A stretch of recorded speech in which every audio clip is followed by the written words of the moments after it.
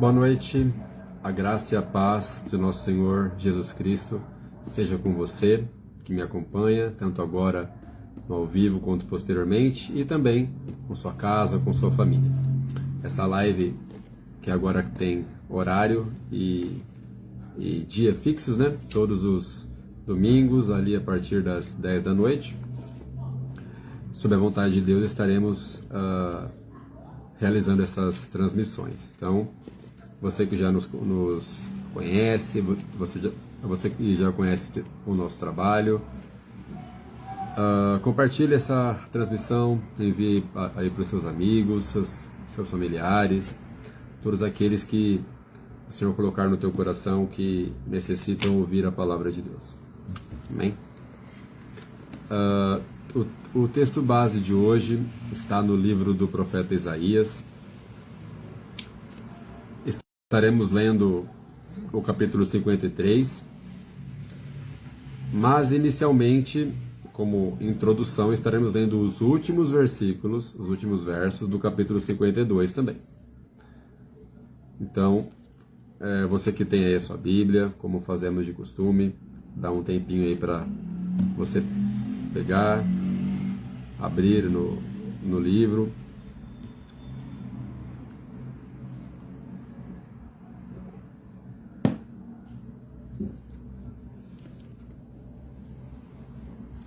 Então, repetindo, texto base de hoje, livro do profeta Isaías, capítulo 53, mas a partir da introdução, os 3 últimos versos do 52. Sempre ressaltamos isso, né? Sempre que você ouvir a pregação da palavra de Deus, tenha um exemplar da Bíblia com você, né? Como segurança de que o que está sendo falado fielmente com o que a Escritura diz. Passemos então a ler Isaías 52, a partir do verso 13. Aqui na minha tradução o título está: O sofrimento vicário do servo do Senhor. Eis que o meu servo procederá com prudência, será exaltado e elevado, e será muito sublime. Como pasmaram muitos à vista dele, pois o seu aspecto estava muito desfigurado, mais do que o de outro qualquer, e a sua aparência mais do que a dos outros filhos dos homens. Verso 15. Assim causará admiração às nações. Talvez na tua tradução vai estar escrito: aspergirá muitas nações, muitos povos, né? A gente vai estar explicando posteriormente.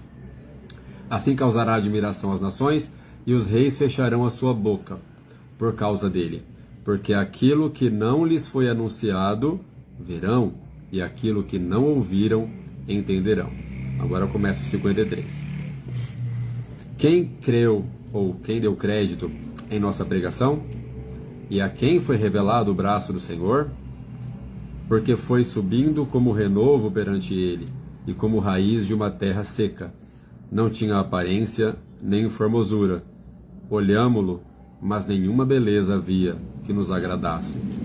Era desprezado e o mais rejeitado entre os homens. Homem de dores, que sabe o que é padecer, e como um de quem os homens escondem o rosto. Era desprezado, e dele não fizemos caso. Certamente, ele tomou sobre si as nossas enfermidades, e as nossas dores levou sobre si. Nós o reputávamos por aflito, ferido de Deus e oprimido. Mas ele foi traspassado pelas nossas transgressões, e moído pelas nossas iniquidades. O castigo que nos traz a paz estava sobre ele, e pelas suas pisaduras fomos sarados. Verso 6.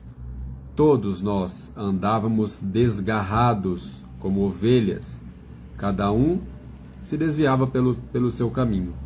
Mas o Senhor fez cair sobre ele a iniquidade de todos nós. Ele foi oprimido e humilhado, mas não abriu a boca. Como cordeiro foi levado ao matadouro, e como ovelha muda perante os seus tosqueadores.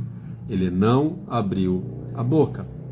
Por juízo opressor foi arrebatado. E de sua linhagem, quem dela cogitou?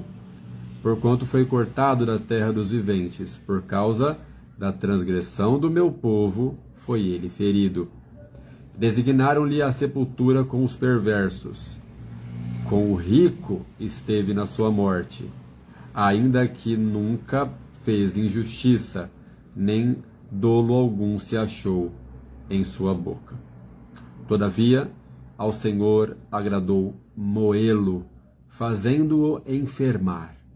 Quando der ele a sua alma como oferta pelo pecado, verá a sua posteridade, prolongará os seus dias, e a vontade do Senhor prosperará nas suas mãos. Ele verá o fruto do penoso trabalho de sua alma, e assim ficará satisfeito. O meu servo, o justo, com o seu conhecimento, justificará a muitos, porque as iniquidades deles levará sobre si. Por isso, eu lhe darei muitos como a sua parte, e com os poderosos repartirá ele o despojo. Porquanto derramou a sua alma na morte, foi contado com os transgressores. Contudo, levou sobre si o pecado de muitos, e pelos transgressores intercedeu. Esse último verso eu prefiro a tradução "e pelos transgressores intercede", porque ainda é presente essa intercessão, né? Não ficou no passado. Como fazemos de costume, estaremos explicando aí verso a verso, mas o tema principal que queremos falar essa noite é: quem deu crédito à nossa pregação? Para você que acompanhou aí atentamente a leitura, o profeta Isaías, centenas de anos antes de Jesus vir encarnado a este mundo, ele profetizou, ou seja, ele teve uma revelação do Senhor muito detalhada. Inclusive, é o texto mais explícito de toda a Escritura Sagrada ao falar sobre o que Jesus passaria. Existem dezenas de outras citações, mas muito pontuais, mais sobre quem Jesus seria, da onde ele sairia, enfim. Mas com certeza o texto que mais fala do sofrimento dele, né? Ficando aí em segundo lugar, para quem gosta aí de anotar para ler depois, Salmo 22, né? Mas em primeiro lugar, com certeza, Isaías 53 é o texto que mais fala de Jesus e do seu sofrimento através do sacrifício, né? Da sua morte de cruz. Partindo desse tema, quem deu crédito à nossa pregação, nós vamos partir aqui de 2 pontos. O profeta Isaías, ele também tinha a função de falar ao povo, né? Como sempre dizemos aqui, o povo daquela época esperava o Messias que ainda viria. Então, ele também estava pregando. Ao partilhar desta revelação, dessa profecia com o povo, ele estava comunicando: olha, o Messias virá. E a Bíblia, ela não esconde o sentimento do autor, né? Não é um livro em que se percebe a frieza da caneta de quem escreve, não. Sempre é deixado transparecer o sentimento de quem está escrevendo. E logo após a introdução, Isaías ele começa o capítulo 53 com uma frase um tanto negativa, né? Esse quem creu ou quem deu crédito, aí vai variar entre traduções, não é uma pergunta positiva, tá? Quando você vai estudar, é uma pergunta no sentido de raridade. É no mesmo sentido de, caso ele perguntasse, por acaso alguém deu crédito? Então, quando você ler quem creu em nossa pregação, seria no mesmo sentido de, por acaso, após tanto esforço, este povo está dando ouvidos de verdade, não apenas ouvindo por aqui, saindo pelo outro lado, mas está dando a devida importância a essa pregação, a mensagem de que o Messias virá? Então, é uma pergunta com um toque muito forte de tristeza. Mas ainda antes de proceder com esse trecho, desculpem, a gente leu o final do capítulo 52, que vai dar alguns detalhes já de quem seria o Messias, o Cristo, né? O meu servo procederá com prudência, será exaltado, elevado e muito sublime. Tudo isso foi confirmado em Jesus. Com certeza foi e é, não é? O homem mais prudente que o mundo já conheceu, né? Você vai notar ao ler a história de grandes homens pela Escritura Sagrada que cometeram terríveis erros, que em momentos de dificuldade desconfiaram do Senhor, que em momentos de dificuldade se preocuparam com as suas questões pessoais, tiveram atitudes egoístas, né? E aí a lista é grande, né? Moisés, Abraão, Jacó, os patriarcas, até mesmo os profetas, né? Falamos em lives passadas aqui do profeta Jonas, que pregava, mas queria meio que escolher quem o Senhor ia perdoar, né? De todos estes, nenhum se compara a Jesus, né? O único que realmente foi prudente em toda a sua vida, consequentemente em todo o seu ministério. Exaltado, elevado e muito sublime, aqui fala da sua ressurreição e da sua assunção. A assunção é ser assunto, ser elevado ao céu, né? Então aqui Isaías começa falando de características de Cristo. Alguém prudente, exaltado, elevado, muito sublime. Então não seria apenas um mero profeta, não seria apenas um homem com um ministério a se findar, como era o caso do próprio Isaías, que, como a história relata, assim como a grande maioria, Isaías foi martirizado, né? E o seu ministério terminou ali. Temos até hoje os seus registros, mas ele não transcendeu, ele não voltou da morte para dar continuidade ao seu trabalho. Então essa descrição já difere e eleva a milésima, a potência aí, a diferença aí de Jesus para os demais profetas, patriarcas e afins. Capítulo 14. Como pasmaram muitos à vista dele, pois seu aspecto estava muito desfigurado, mais do que o de outro qualquer, e sua aparência mais do que a dos outros filhos dos homens. Este texto é um pouco complicado, porque nessa introdução, o quesito aparência aqui se refere ao momento de sofrimento do nosso Senhor. Mais à frente vai ter outra conotação. Mas neste momento, Isaías está se referindo ao momento de chicoteamento, de prisão, crucificação e morte do Senhor. Quando diz que ele estava muito desfigurado, mais do que o de outro qualquer. É sempre bom dizer que o maior sofrimento que o nosso Senhor passou não foi o das chicotadas, não foi o das agressões físicas dos soldados, não foi até mesmo dos pregos cravados em suas mãos e pés. O maior sofrimento do Senhor, com certeza o maior peso, a maior dor que ele sentiu, foi quando a ira de Deus Pai, foi derramada sobre ele. Ira esta que era direcionada a nós. Para deixar até didático, quando você olha para a cruz de Cristo, imagine exatamente desta forma. Ali, o Senhor está tomando o nosso lugar.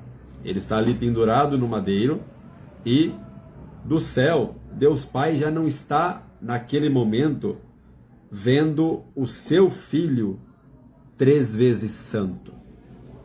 Naquele momento, o Senhor está vendo naquela cruz uma massa de pecado, de podridão, de imundícia, de iniquidade, de tudo de ruim que você puder imaginar.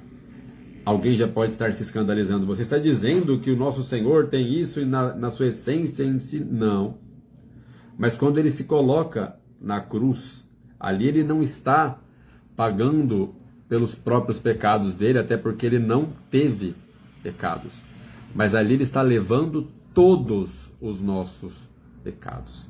Todos os pecados de todos aqueles que receberiam o seu nome como Salvador pessoal.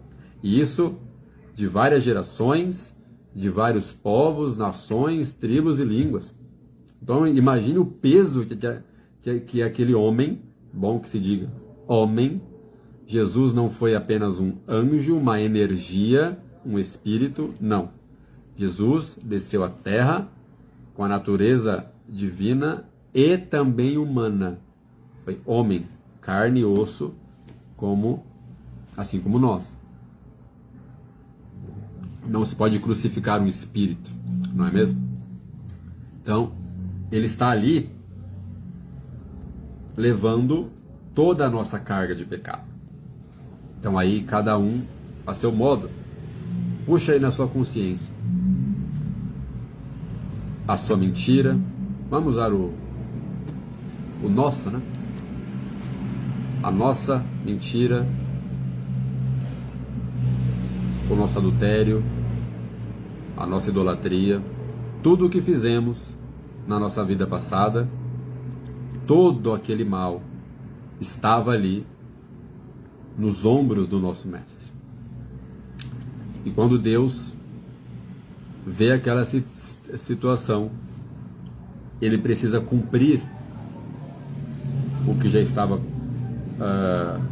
determinado desde a fundação do mundo, e ele derrama a sua ira sobre o Filho crucificado. Não foram os romanos que efetivamente mataram Jesus. Ele mesmo disse ao governador, quando interrogado,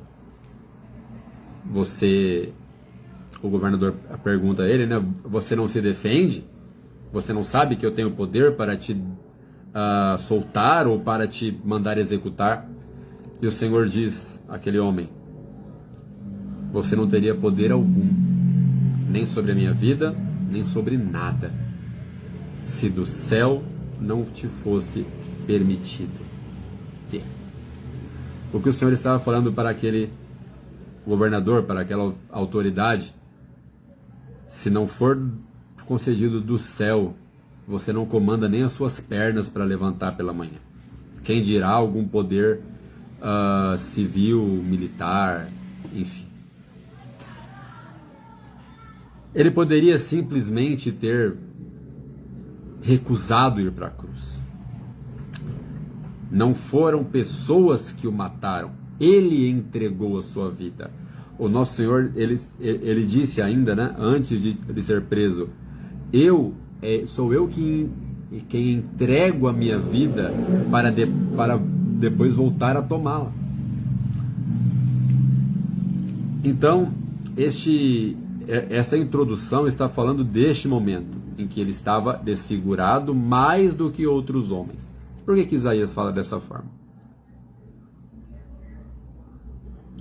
Caso você não saiba, era muito comum, não só no Império Romano, mas em vários outros lugares da África, do Oriente Médio, a crucificação não era tão incomum assim não, né? Há registros de muita gente sendo crucificada, era a pena capital de muitas culturas, de muitos povos, né? Então Isaías vai diferenciar aqui, que naquele ano, naquele local, no Monte Gólgota ou no Monte Caveira, não era qualquer crucificação que estava acontecendo ali. Não era qualquer homem que estava sendo sentenciado à pena máxima. Não era um agitador qualquer, não era um criminoso. Tanto que ele sofre mais do que qualquer outro crucificado, ainda que ele ficou poucas horas na cruz. É interessante que quando vamos ler, a Escritura diz que ele ficou até por volta de 3 horas da tarde ali na cruz, né?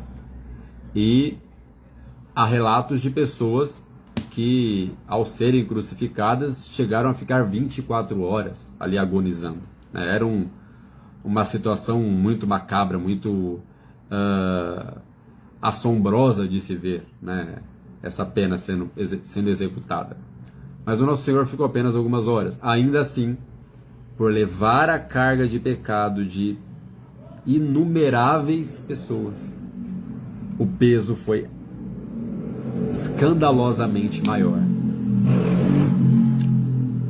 É diferente quando você está pagando pelo teu próprio erro do que quando você está pagando pelo erro de muitos outros. E ainda mais recebendo não somente a ira, as pancadas dos soldados, mas a ira de Deus Pai, que não existe nem comparação. No verso 15, Isaías diz que ele causaria admiração às nações e os reis fechariam a sua boca por causa dele. Os reis fechando a sua boca aqui se refere à honra. O nome de Jesus é o nome mais conhecido no mundo há 2000 anos. A Escritura Sagrada, a literatura mais vendida, o best-seller, né? Disparado. Então, não há um único reino no mundo hoje que não tenha ouvido falar do Senhor, que não tenha ouvido falar de Jesus. Então, por isso que Isaías inclui, inspirado pelo Senhor, por Deus, neste trecho, de que os reis fechariam a sua boca ao ouvir dele. Um relato interessante: quando o Senhor é preso, a esposa do governador ali responsável, ou um dos envolvidos, né, diz naquela mesma noite, porque o Senhor é preso no Jardim das Oliveiras, ali no Getsemane, à noite, e ele passa a noite preso, e no outro dia que ele vai ser sentenciado à crucificação. E a esposa do governador, gente, eu vou fechar um pouquinho. Os motoqueiros estão fazendo seu showzinho ali fora. A esposa de um governador, então a primeira dama ali do local, chega no seu marido e fala: olha, vê bem o que você vai fazer com esse homem. Essa noite eu não pude dormir em paz, eu não tive paz de espírito por causa dele. Então ali Deus já estava incomodando uma autoridade também, ainda que ela não exercesse o cargo, mas a primeira dama é alguém de um posto de honra, de respeito, né? Máximo de um país, de um império, enfim. E Deus incomoda aquela mulher. A Bíblia não vai citá-la posteriormente, o que aconteceu. Talvez ela possa até ter sido convertida, enfim, mas eu não vou imaginar coisas aqui, né? Partimos sempre do pressuposto de que fale enquanto a Bíblia fala, cale onde a Bíblia se cala, né? Nada de teorias. Mas ele impactaria até mesmo autoridades. Muitas coisas que nunca ouviram entenderão, a segunda parte do verso 15. O povo judeu tinha a expectativa, a esperança de um Messias na figura de um revolucionário político, na figura de um grande guerreiro aos moldes do rei Davi, ou se não um dos maiores reis aí de Israel, né? Eles esperavam, e infelizmente boa parte até hoje espera ainda esse Messias, né? Rejeitam a Jesus porque querem um Messias político, uma figura, uma liderança política e militar, né? E aquele homem não atendeu aos critérios que eles exigiam, né? A expectativa que eles alimentaram. Mas Isaías diz que a mensagem daquele homem, os ensinamentos dele chegaria, ainda que o seu próprio povo não, ou boa parte do seu próprio povo não o recebesse. Aqui chegamos no nosso foco principal desta transmissão. Quem creu em nossa pregação? Aqui Isaías muda um pouco o tom, né? Como eu falei anteriormente, o tom dessa pergunta e dessas afirmações a seguir agora são recheados de tristeza. O profeta está dizendo do tempo dele e já profetizando do que Jesus enfrentaria. São duas situações aqui semelhantes. Quem creu em nossa pregação e a quem foi revelado o braço do Senhor? São duas perguntas. A quem foi revelado o braço do Senhor, podemos responder: a todos. A mensagem da cruz é pregada aos 4 cantos do mundo há 2000 anos. Então, o braço do Senhor aqui é o braço estendido que no Antigo Testamento está registrado, inclusive nesse mesmo livro de Isaías, que a mão do Senhor não está encolhida, o braço do Senhor não está encolhido e a mão também não está incapacitada para que não possa alcançar os seus, mas os pecados afastam o homem de Deus. Então, a quem foi revelado o braço do Senhor é o braço de alcance. Esse braço aqui significa o resgate, o tirar da lama do pecado e puxar para o seu reino de paz, o seu reino de luz. A segunda pergunta é fácil de responder. O braço do Senhor foi revelado a todos. A mensagem da salvação é pregada a todos. Mas a primeira pergunta é mais difícil. Quem creu? Talvez na tua tradução aí, a Almeida mais antiga, vai dizer: quem deu crédito à nossa pregação? Infelizmente, muitos desprezam a mensagem de Jesus, a mensagem do perdão do Filho de Deus. Muitos levam na chacota, na galhofada. Não, isso aí é historinha de gente religiosa. E não sabem que existe um segredo muito sério sobre pecado. Talvez você não saiba, mas ninguém será condenado diretamente por causa do pecado que cometeu, mas sim por causa do perdão que recusou.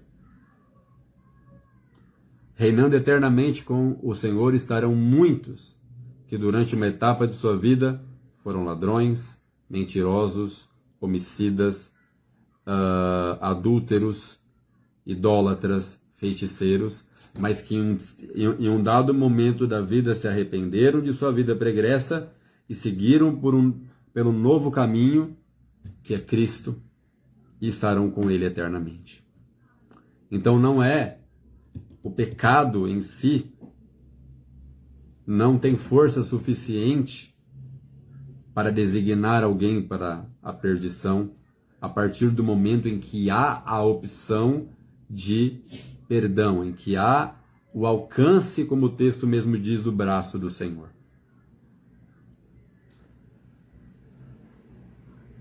É o perdão recusado que empurra multidões para o lugar onde há ranger de dentes eternamente. E ele prossegue no verso 2. Porque foi subindo como renovo perante ele, como raiz de uma terra seca. Não tinha aparência nem formosura, olhando para ele, nenhuma beleza havia que nos agradasse. Como o texto é um pouco extenso, eu vou estar pulando, não pulando, mas resumindo algumas etapas, para não fugir muito do nosso foco de hoje. Foi subindo como renovo, esse renovo aqui, com certeza você já passou por alguma árvore, está lá o tronco, e há um raminho, uma plantinha nascendo do caule do tronco, né, da árvore. É até interessante de se ver, né? Muitas vezes é uma árvore velha, já que você fala, poxa, né, já está até arriscada a cair, né? E daquele tronco, ainda que a árvore não esteja tão bonita, com uma folhagem bonita, dando flores, frutos, enfim, mas daquele tronco nasce uma planta, e às vezes é muito bonita, vistosa, enfim. Aquela plantinha que nasce do caule, que nasce do tronco, é este renovo aqui, simbolizado por Isaías. Mas Isaías, ele dá duas conotações, duas simbologias opostas. É um renovo, então é uma planta que nasce de uma outra árvore, mas também é como raiz de uma terra seca. E isto é o que causou escândalo aos judeus. É o renovo, é aquele que, segundo a Escritura, nasceria do tronco, da raiz de Jessé, né? Aqui estamos falando das origens, né? No quesito de patriarcas, no quesito de tribos de Israel, aí já entra em estudos muito mais profundos, né? Mas focando aqui, é um renovo que nasce da árvore ali principal, mas por outro lado também é visto como uma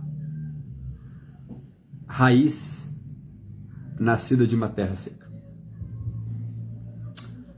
Não é algo muito bonito quando vemos uma árvore, uma plantinha ali tentando nascer de uma terra seca, né? Tem aqui online aqui a minha sogra, que gosta um pouquinho de planta, né? Quem cuida aí, não somente ela, mas quem aí cuida de planta ou já trabalhou em plantio, enfim, sabe que quando a terra tá seca, é difícil, né? Que uma planta, uma árvore, enfim, tenha êxito, né? Vá à frente, cresça, enfim. E é assim que o povo olhava para o Senhor, como uma raiz de uma terra seca. Assim como um agricultor, assim como alguém que planta, olha ali e fala, dali não vai sair nada. O texto aqui, o contexto é exatamente esse. Quando o povo comparou Jesus, via Jesus como uma raiz de uma terra seca, era nessa conotação. Da onde ele vem, esse homem, é assim que muitos viram nosso Senhor. Como alguém que não não teria muita importância no meio do povo. Nenhuma beleza havia que nos agradasse. Aqui sim está falando de aparência de modo geral, né? O povo esperava alguém, né, com uma postura, com uma fisionomia, uma pose, né? Que colocasse medo. O povo judeu esperava um grande imperador, né? Ainda que saibamos que Davi, como a história mesmo relata, era um homem não muito imponente, né? Era até ruivo, estatura média, tal, mas foi um grande rei. Então, o povo esperava um combatente, alguém que viria para quebrar as correntes do Império Romano sobre o povo de Israel e guiasse o seu povo como um rei. E de repente, aquele que é anunciado por João Batista e também se autoproclama o Messias, não vem com espada, não vem com cavalos, vem pregando: arrependam-se, porque vos é chegado o reino. Não de um rei que virá para derrubar imperadores, mas como um rei que veio para anunciar o teu reinado, que ainda se cumprirá por completo num futuro distante. E aquilo foi um balde de água fria para aquele povo.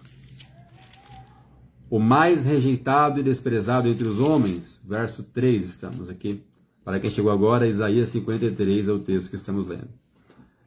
Então, um homem desprezado e rejeitado e desprezado no meio do seu povo. Imagine que Jesus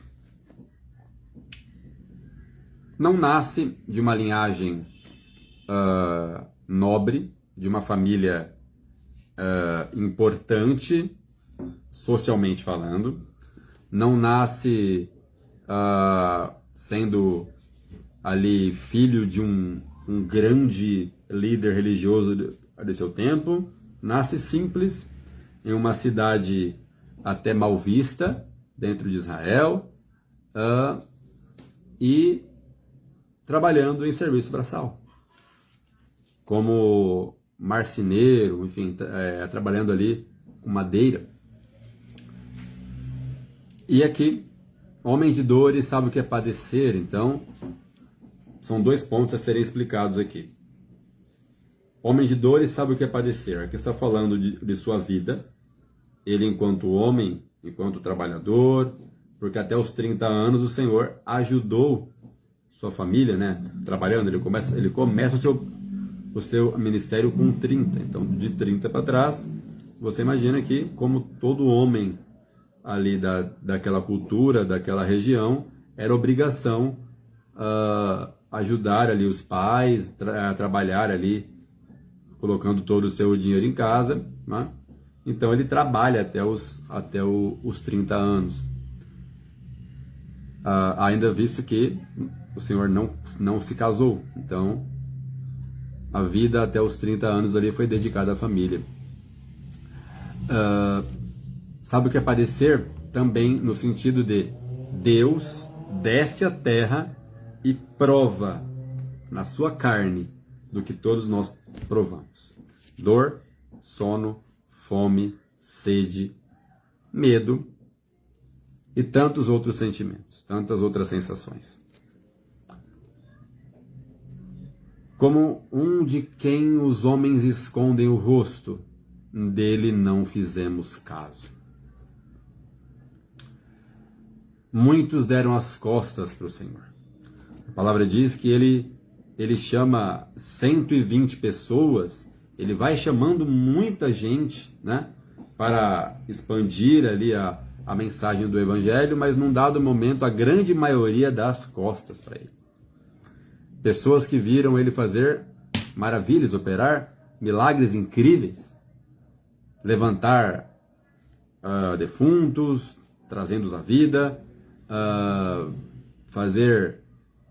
enxergar aos cegos, tantas situações, multiplicação de alimentos. E de repente, porque ele não estava falando o que era agradável aos ouvidos, muitos seguem por outro caminho, dão as costas para o Filho de Deus. No verso 4 começa a explicação mais detalhada, via esta profecia, né, da crucificação. Verso 4: certamente ele tomou sobre si nossas enfermidades e nossas dores levou sobre si. Nós o reputávamos por aflito, ferido de Deus e oprimido. 5: mas ele foi traspassado pelas nossas transgressões, moído por nossas iniquidades.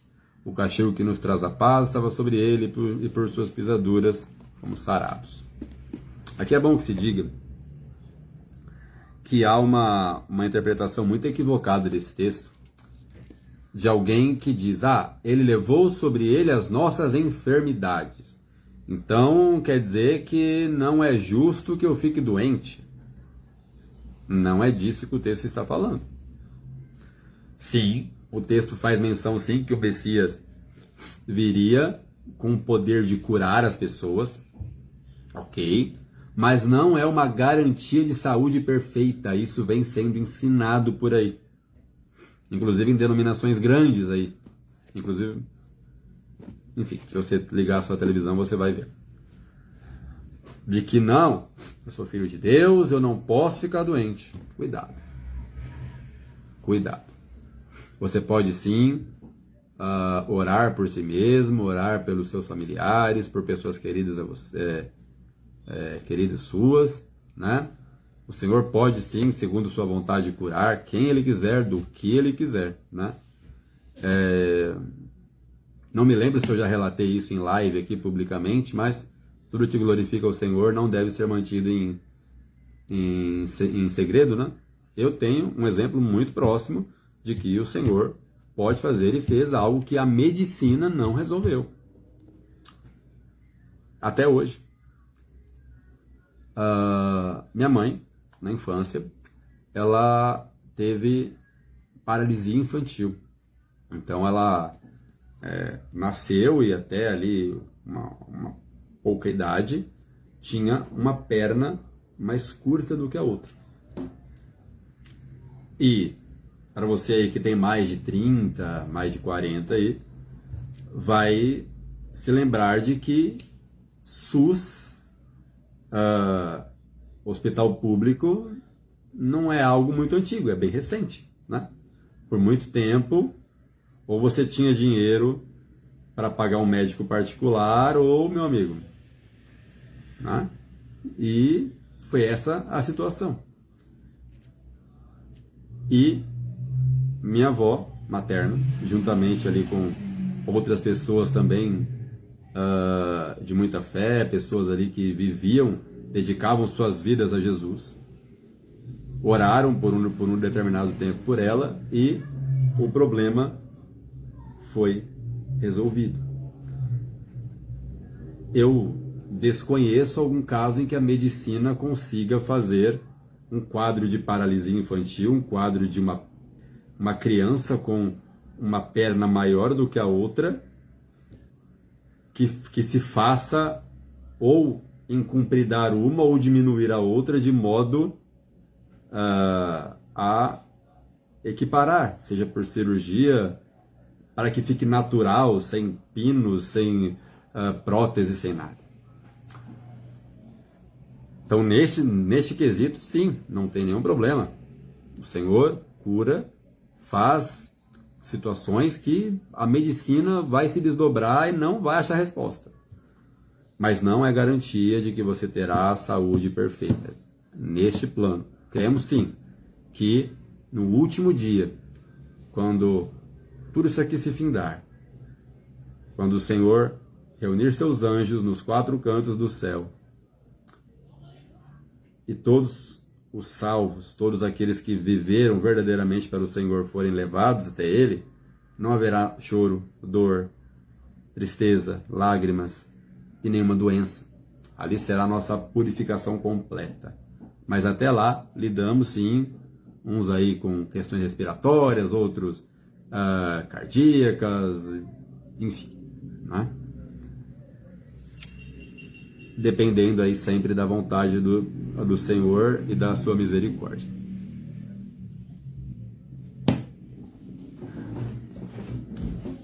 O texto aqui também diz que pelas suas pisaduras somos sarados. Este sarado aqui está falando de purificação de pecados. Porque ele foi marcado pelas chicotadas, pelos pregos da cruz, pela ira de Deus sobre ele, nós podemos ser lavados dos nossos pecados. Nossas iniquidades ele levou sobre ele. Como eu falei agora há pouco, aquela carga, aquela massa de pecado estava sobre ele na cruz. Estava em seus ombros. A palavra diz que ele se fez maldito por nossa causa. Pelo nosso mal, pelo nosso pecado. Verso 5, mas ele foi traspassado pelas nossas transgressões, moído pelas nossas iniquidades. O castigo que nos traz a paz estava sobre ele. Interessante, um castigo que traz paz. Né? O castigo que ele levou em sua carne nos traz a paz com Deus. Verso 7. Ele foi oprimido e humilhado, mas não abriu a sua boca. Como cordeiro levado ao matadouro e ovelha muda perante os tosqueadores, ele não abriu a sua boca. Novamente, o Senhor poderia ter evitado tudo aquilo, mas ele preferiu se entregar por amor a nós. Por juízo opressor foi arrebatado, e de sua linhagem, quem dela o cogitou? Juízo opressor.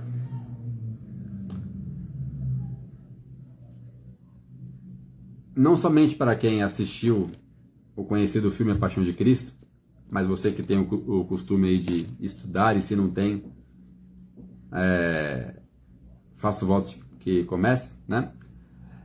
Nós sabemos que o Senhor apanhou muito mais do que precisaria.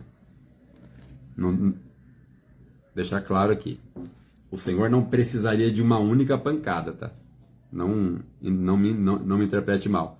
Mas, em comparação com a punição a pessoas que fizeram o que ele fez, se pronunciaram como rei, como o Messias, saiba que várias pessoas, vários homens diferentes de Jesus, que era e realmente é o Messias, vários outros se passaram farsantes, né? Por profetas, até mesmo pelo Messias que viria, e foram açoitados, foram assassinados, enfim. Mas ele apanhou além. Então houve ali um exagero, houve ali um descarregar de ódio, tanto de Roma quanto dos judeus. Os soldados romanos, incentivados ali pelo alto escalão dos fariseus, saduceus, anciãos, né, a liderança religiosa daquele tempo. Então, novamente, tanto no filme quanto no registro escrito na Bíblia, né, você vai ver que ele passou por escárnios que outros presos comuns não passaram. Cuspiram em seu rosto, colocaram uma coroa de espinhos na sua cabeça, e aquilo não era uma decoração, tá? Os espinhos entraram na pele dele. Se você já teve algum corte no rosto, você deve imaginar o quanto isso sangra. Então, a violência, o deboche, a humilhação, a dor, as pancadas foram muito além do que estava previsto na lei daquela época. Então foi exagerado, foi exacerbado. Mas tudo por quê? Porque ele não era um crucificado comum.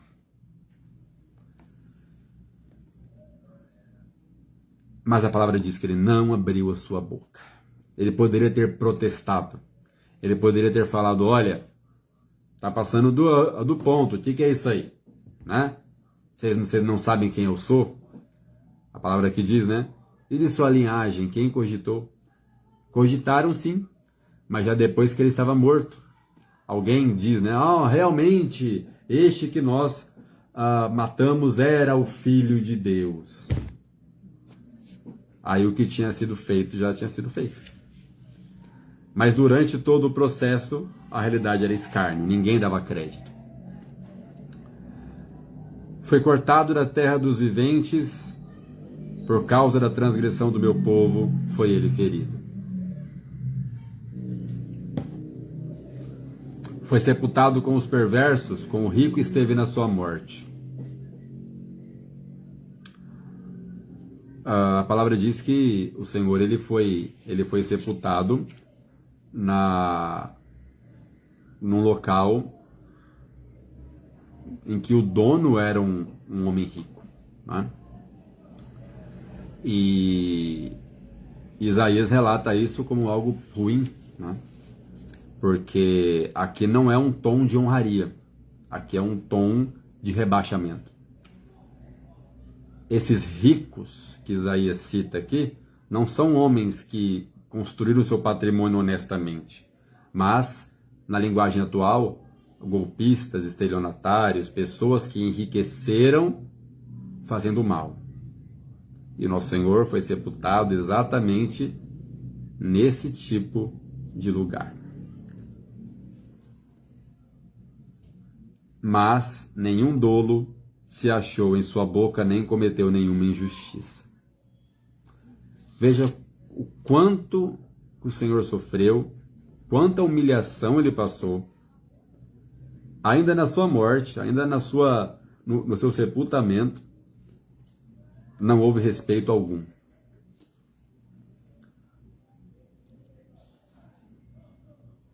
10. Todavia ao Senhor, a Deus Pai, agradou moê-lo, fazendo-o enfermar.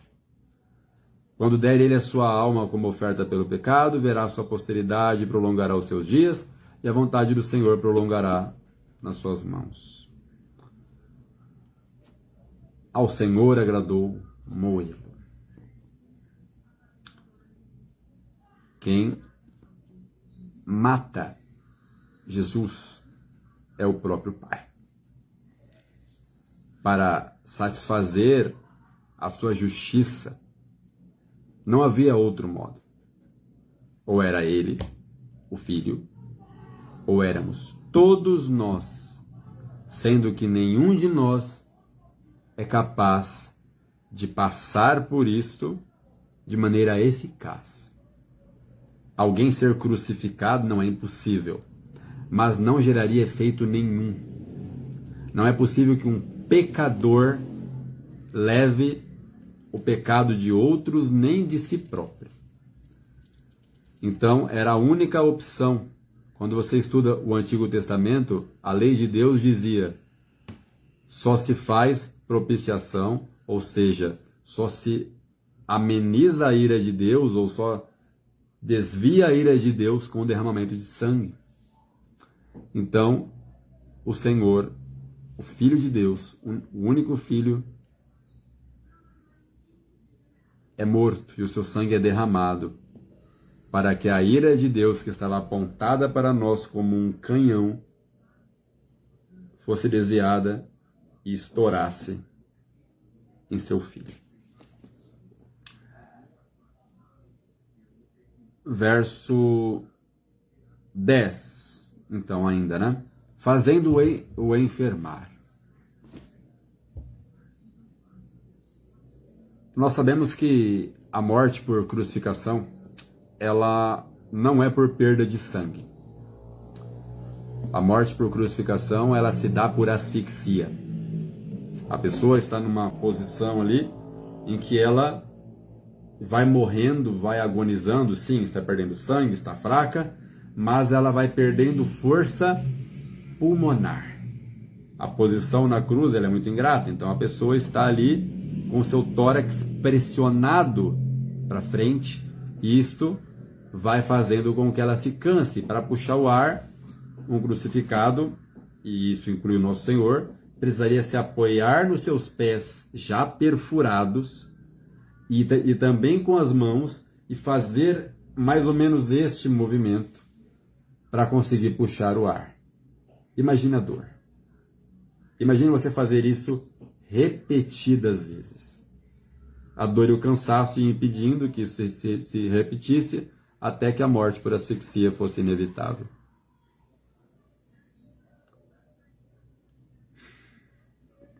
Vamos lá. Mas quando der ele a sua alma como oferta pelo pecado, verá sua posteridade. Apesar de todo o sofrimento, apesar de toda a dor, o Senhor se alegrou. Aquele cenário de horror, de dor, de sofrimento, ainda ali havia um sentimento de alegria, porque ele sabia quantos ele iria alcançar, inclusive você que está assistindo essa transmissão.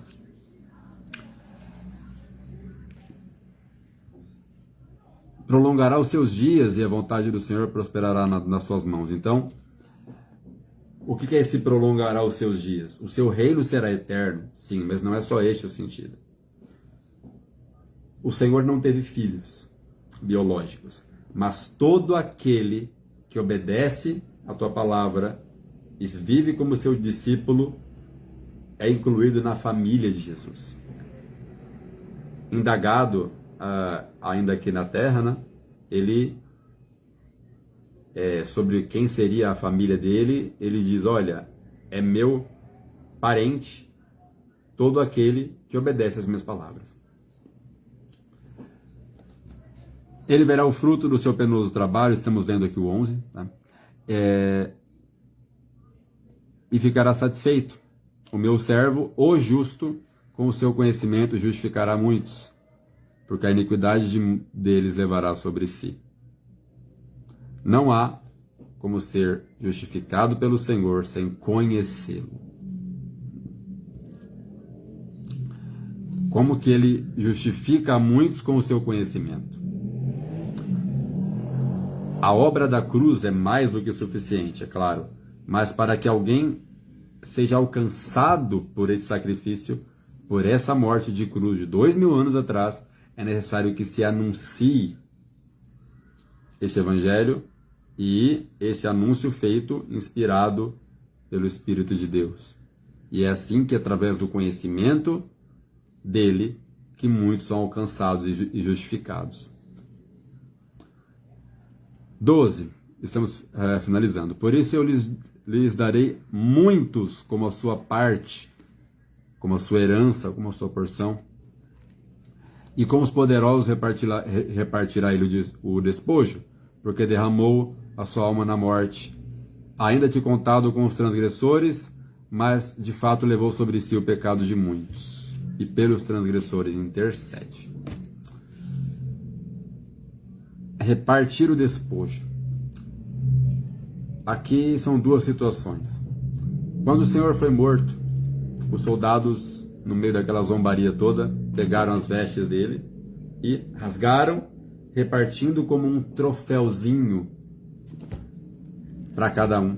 Tipo assim, olha, todos nós temos parte nisso aqui. Então, ó, fica cada um com um retalho da roupa deste homem. Assim como era feito numa guerra, quando um país perdia, se repartia o que se ia saqueando pelas casas.